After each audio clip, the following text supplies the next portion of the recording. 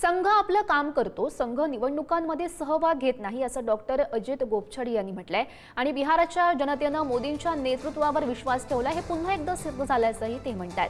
आणि याच संदर्भात आमचे दिल्ली प्रतिनिधी शिवाजी काळे यांनी डॉक्टर अजित गोपछाडी यांच्याशी थेट बातचीत सुद्धा केली आहे, बघूयात। बिहार विधानसभा निवडणुकीमध्ये एनडीएला घवघवीत यश मिळताना पाहायला मिळते आणि यामध्ये संघाचा किती वाटा आहे, कारण संघाच्या मुशीतून आलेले डॉक्टर अजित गोपछाडी खासदार आहेत राज्यसभेचे, त्यांच्याशी चर्चा करूया। सर, अनेक निवडणुका जेव्हा होतात, खास करून भाजपला यश मिळतं, एनडीएला यश मिळतं, तेव्हा संघाच्या स्वयंसेवकांचा विचार केला जातो। कसं तर पाहिलं तर संघ आणि भाजप वेगळे म्हटले जातात, मात्र तुमचा खारीचा वाटा असतो असं म्हटलं जातं। हे बघा, मुळामध्ये कसं आहे की संघ हे राजकारण करत नाही आणि संघ निवडणुका लढवत नाही।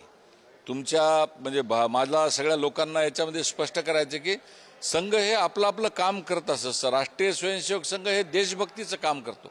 राष्ट्रीय स्वयंसेवक संघाच्या माध्यमातून सेवा कार्य चालतात। काँग्रेसचा ऐतिहासिक पराभव झाला, आरजेडीचाही झालाय, मात्र काँग्रेसला एक अंकी जागा बिहारमध्ये मिळताना पाहायला मिळते। कसं आहे की काँग्रेसच्या सगळ्या नेत्यांनी चिंतन करावं, कारण विरोधी पक्ष जिवंत असला पाहिजे लोकशाहीमध्ये, असं आमचं मत आहे।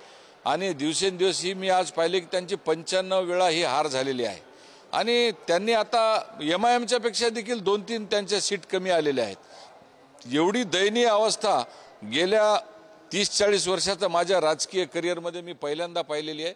त्यांनी खरं तर पक्ष विसर्जित करून टाकावा आणि पूर्णपणे नव्याने सुरुवात करावी। महात्मा पक्ष कोणत्या पक्ष? एमआयएम मध्ये विसर्जित करावा।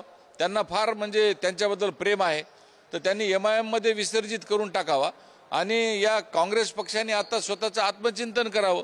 आणि महात्मा गांधींनी तर म्हणलंच होतं की काँग्रेस ही विसर्जित झाली पाहिजे, त्यामुळे महात्मा गांधींचं ते विधान आज प्रत्यक्षात उतरवण्याचं काम जनता जनार्दनानेच केलेलं आहे। त्यामुळे महात्मा गांधी, नरेंद्र मोदी यांनी ते सत्यात उतरवलं। 2014 मध्ये मोदीजी म्हणाले ना काँग्रेस मुक्त भारत करना है, तर ते देखील आज दिसायला लागलेलं आहे। महाराष्ट्राच्या स्थानिक स्वराज्य संस्थांच्या निवडणुकीमध्ये अशाच पद्धतीचा विजय मिळेल?